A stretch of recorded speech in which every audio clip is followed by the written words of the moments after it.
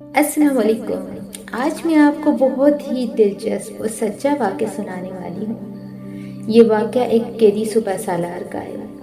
ایران کا مشہور سپہ سالار ہرمزان جب قیدی بنا تو حضرت عمر فاروق رضی اللہ تعالیٰ عنہ کے پاس اسے لایا گیا۔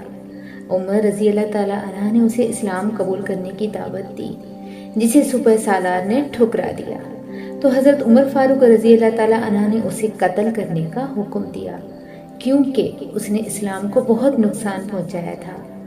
جب اس کے قتل کی مکمل تیاری ہو گئی تو اس سے حضرت عمر فاروق رضی اللہ تعالیٰ عنہ کی طرف دیکھ کر کہا، میں پیاسا ہوں، پیاس سے نڈھال ہوں، کیا آپ مجھے قتل کرنے سے پہلے پانی پینے دے سکتے ہیں؟ حکم ہوا اسے پانی پلایا جائے۔ ہرمزا نے جب پانی کا پیالہ ہاتھ میں لیا تو حضرت عمر فاروق رضی اللہ تعالیٰ عنہ سے کہنے لگے کہ اس پانی کے پینے تک آپ مجھے قتل نہیں کریں گے۔ عمر فاروق رضی اللہ تعالیٰ عنہ نے فرمایا، جب تک تم پانی نہیں پیو گے تمہیں قتل نہیں کیا جائے گا۔ ہرمزا نے پانی کو فوراً گرا کر ضائع کر دیا اور کہا، امیر المومنین دیکھیے، آپ نے وعدہ کیا ہے، اسے پورا کیجیے۔ حضرت عمر فاروق رضی اللہ تعالیٰ عنہ نے فرمایا کہ ہم تمہیں قتل نہیں کریں گے، انہیں قتل کرنے سے روک دیا اور تمہارے بارے میں غور و فکر کریں گے۔